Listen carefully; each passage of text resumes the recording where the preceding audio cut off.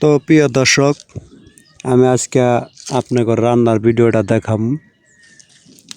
ভিডিওটা পুরাটা দেখবেন ইনশাল্লাহ, আশা করি। তো অনেকেই অনেকভাবে রাঁধে, তো আজকে ডিম কিভাবে ভাজতে হয় সেটা পুরাভাবে দেখাম। ডিম পেঁয়াজ ভালোভাবে কাটবেন, কাটার পরে লবণ মরিচ দিয়ে মিক্সচার করবেন। মিক্সচার করার পরে